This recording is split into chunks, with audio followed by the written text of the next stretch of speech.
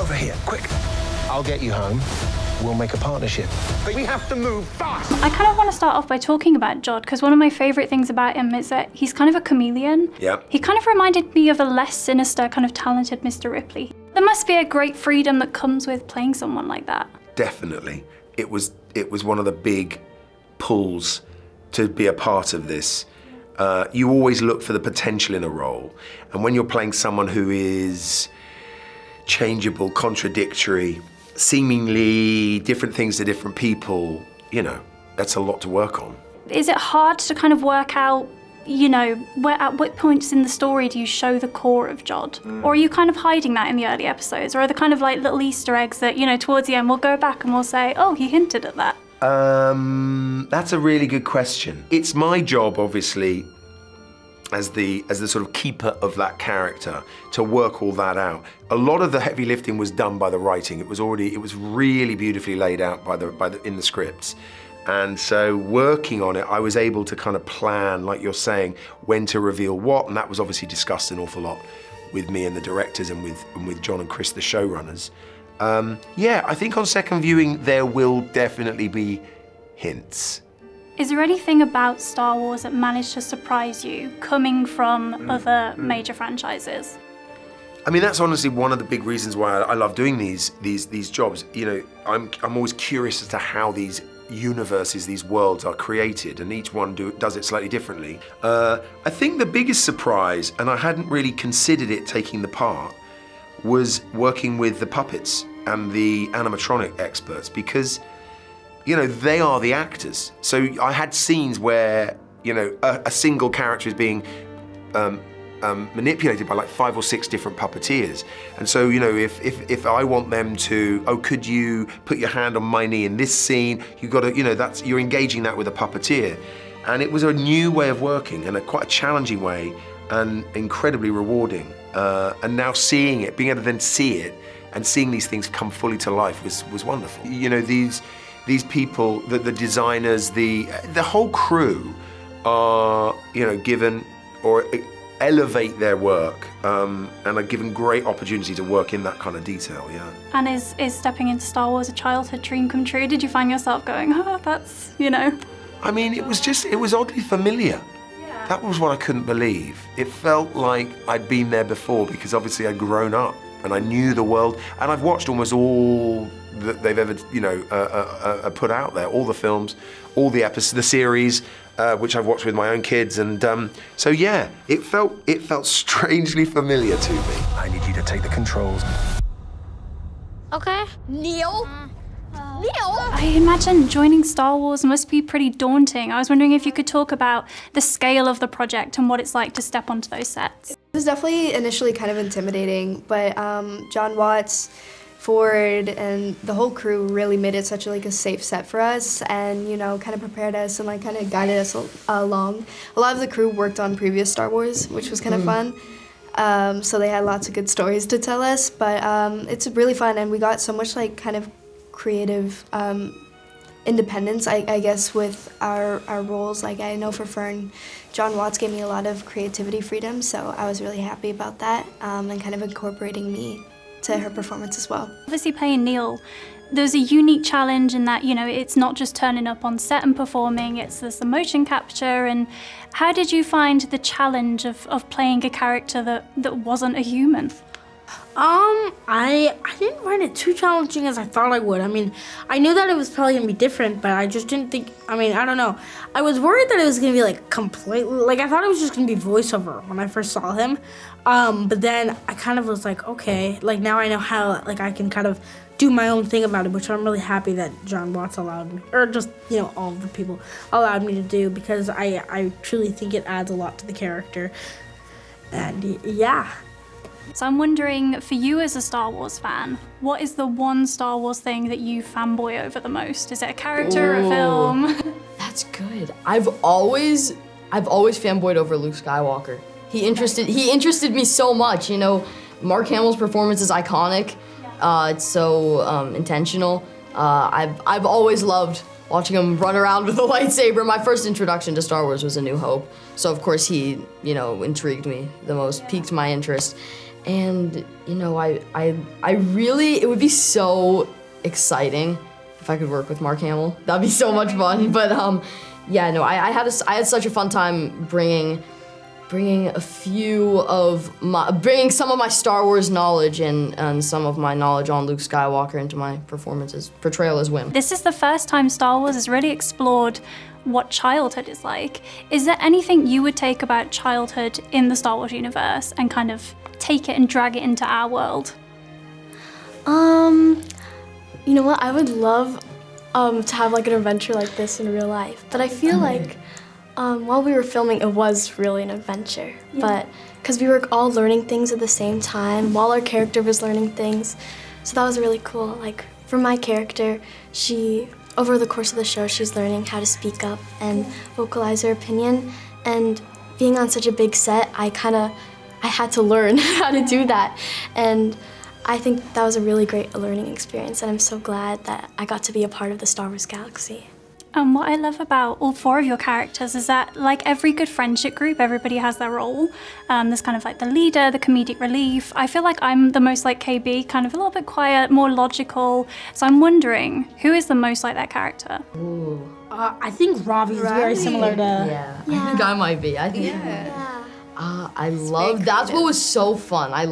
Thank you. That's what I loved. I loved playing some of my aspects into Wim, and you know, kind of making it my own while simultaneously, you know, bringing Ford and Watts' vision to life.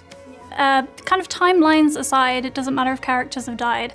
If you could share the screen with any Star Wars character ever, what would be your like dream scene partner? Yeah, that would be really cool if the Mandalorian came along, and it's during the same timeline, so that's possible, Disney. Canon, yeah.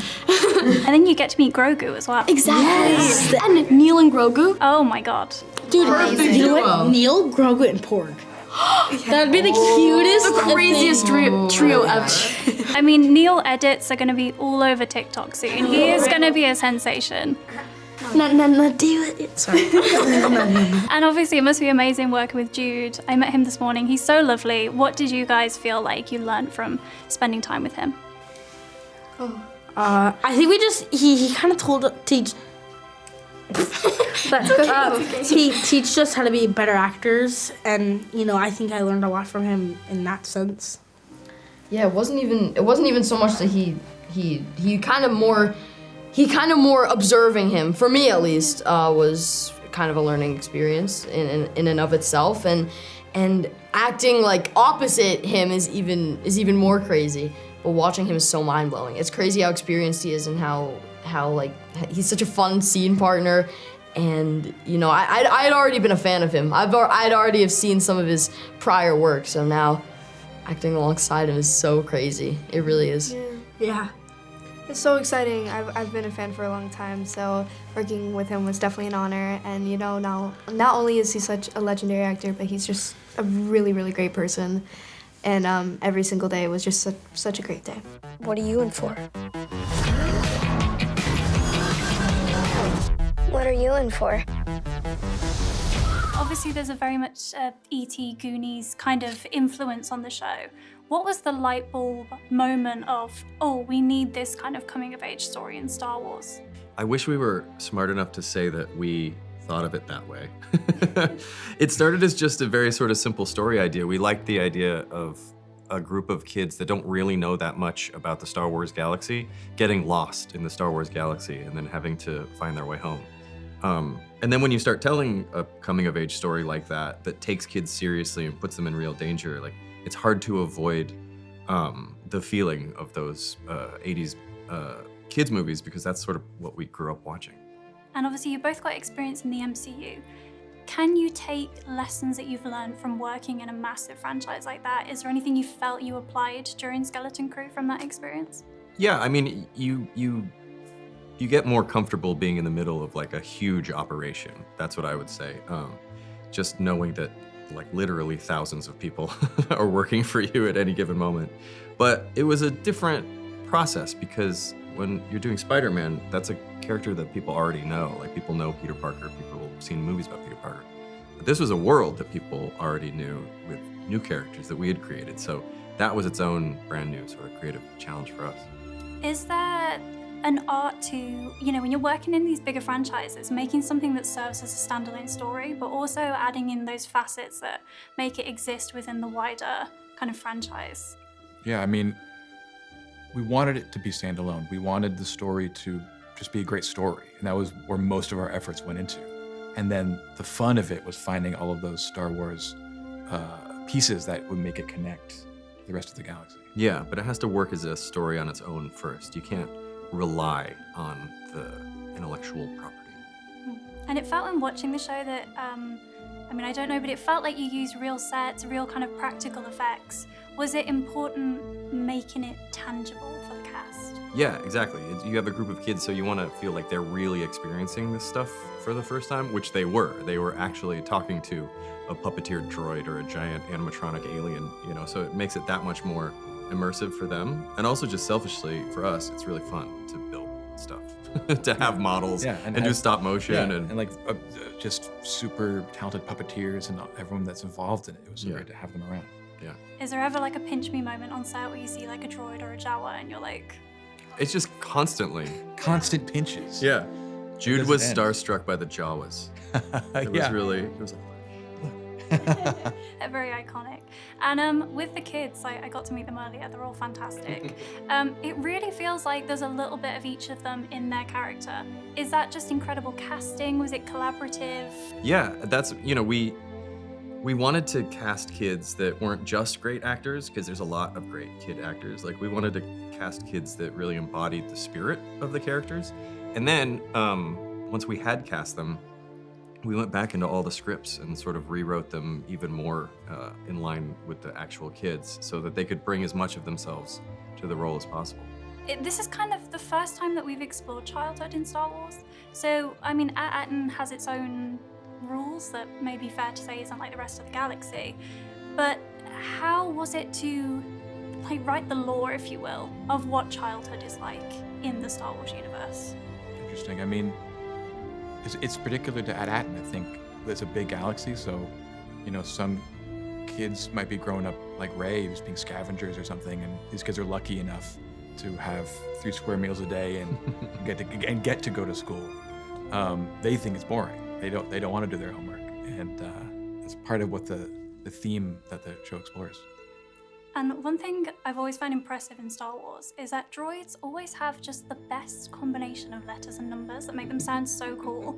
And SM-33 is no different, so I'm wondering, is there an art to naming a droid? I mean, that's just, for me, that's part of George Lucas's brilliance, that he came up with those droid names, and then, but you could spell them out like words. Yeah, if you can write it out R2. phonetically. Yeah, if it sounds like words in a new language, as opposed to just being letters and numbers, yeah. Yeah, and if you can it's remember like it the next day. Yeah, it's like THX 1138. And obviously Dave Filoni served as an executive producer on this, and he's just an encyclopedia of Star Wars. Yeah. Did you find you learned lessons from him, or like little bits of lore that you were managed to kind of weave into the story? Was he a good resource? Oh, so much. Like not only is he like an encyclopedia, but like because he worked with George Lucas so closely, like he really helped us not just try to make things that felt Star Wars-y, like he helped us copy the process that George Lucas took when he was coming up with the original trilogy. So that was really foundational for us in terms of how we approach the show creatively.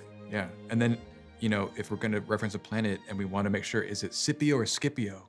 It's like, quick, go ask Dave before we have to shoot. Let's go, hurry up. Yeah. And Jude mentioned that Crimson Jack, kind of his character's moniker, was taken from, I believe, a comic book. Are there other Easter eggs like that we're gonna spot throughout the series? Yeah, there's a lot. You don't have to know anything about Star Wars to enjoy the show, but if you do know a lot about Star Wars, there's a lot in there for you. Yeah, and especially around Jude's character, we wanted his character to feel like it was drawn from that rich past of comics and role-playing games. And like Jude's been in Star Wars for a long time. This is just the first time we put him in a show. Yeah. I love his character. I wanted to talk about how you guys came up with George, because he's such a chameleon, and I feel like we're gonna go back. When we know the full breadth of Jod's story, I feel like we're gonna go back and we're gonna watch the early scenes and be like, oh, he was hinting at something there. How much fun is it to have the freedom of creating a character like that?